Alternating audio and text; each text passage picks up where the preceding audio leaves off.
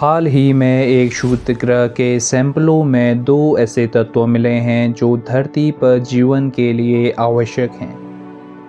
इस खोज से इस धारणा को बल मिला कि धरती पर जीवन के लिए जरूरी तत्वों में से कुछ तत्व अरबों साल पहले क्षुद्र ग्रहों की वजह से यहाँ आए हों।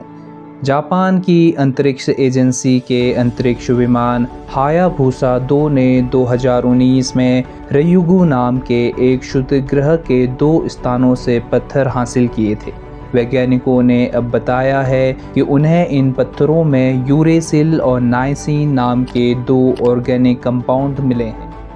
यूरेसिल आरएनए के केमिकल बिल्डिंग ब्लॉक में से एक होता है। आरएनए वो मॉलिक्यूल होता है जिसमें जीव जंतुओं को बनाने और चलाने के लिए निर्देश होते हैं। नाइसिन को विटामिन B3 या निकोटिनिक एसिड के नाम से भी जाना जाता है और यह मेटाबॉलिज्म के लिए बेहद ज़रूरी होता है।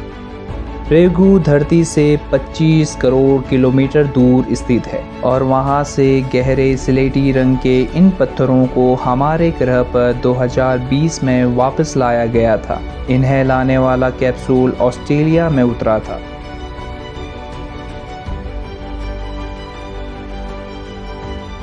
और फिर इन्हें वहां से अध्ययन के लिए जापान ले जाया गया। वैज्ञानिक लंबे समय से यह सोचते रहे हैं कि करीब 4.5 अरब साल पहले पृथ्वी पर जीवन की शुरुआत के लिए क्या-क्या हालात आवश्यक रहे होंगे। यह नई खोज इस अवधारणा से मेल खाती है कि उस समय धरती से टकराने वाले धूमकेतु, क्षुद्र ग्रह और उल्कापिंड जैसे खगोलीय पिंड धरती पर ऐसे कंपाउंड लेकर आए जिसकी मदद से पहले जीवाणुओं का जन्म हुआ। वैज्ञानिकों को इससे पहले धरती पर मिलने वाले और कार्बन से भरपूर उल्कापिंडों में महत्वपूर्ण ऑर्गेनिक मॉलिक्यूल्स मिले हैं, लेकिन साथ ही यह सवाल भी था कि कहीं ये पिंड धरती पर गिरने के बाद यहाँ के वातावरण से संपर्क में आने की वजह से दूषित ना हो गए हों। नेचर कम्युनिकेशन पत्रिका में छपे नए शोध के मुख्य लेखक यासुहिरो ओबो ने बताया, हमारी मुख्य खोज यह है कि यूरेसिल और नाइसिन परग्रही पर्यावरणों में मौजूद है और संभव है कि क्षुद्र ग्रहों और उल्कापिंडों का हिस्सा बनकर वह धरती के शुरुआती समय से यहाँ पहुँच गए हों।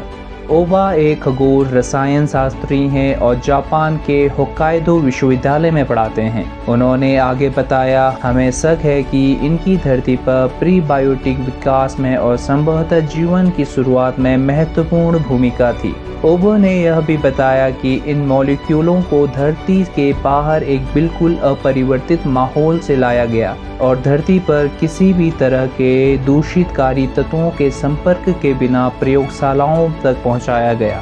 सभी जीवित कोशिकाओं में पाए जाने वाले राइबो न्यूक्लिक एसिड यानी आरएनए यूरेसिल के बिना बन ही नहीं सकता। आरएनए वंशाणु या जीन की कोडिंग, नियंत्रण और गतिविधियों के लिए बेहद आवश्यक तत्व है। आरएनए और डीएनए के ढांचों में समानताएं होती हैं। डीएनए वो मॉलिक्यूल है जिसके अंदर किसी भी जीव की जेनेटिक रूपरेखा होती है, जो नाइसिन मेटाबॉलिज्म के लिए ज़रूरी होता है और जीवों को चलाने वाली ऊर्जा के उत्पादन में महत्वपूर्ण भूमिका निभा सकता है। Yoshinori ताकानो Japan agency for marine earth science and technology में काम करने वाले एक ऑर्गेनिक खगोल रसायन शास्त्री हैं। उन्होंने बताया कि अब उन्हें एक और क्षुद्र ग्रह से लिए गए इन सैंपलों के अध्ययनों के नतीजों का इंतजार है।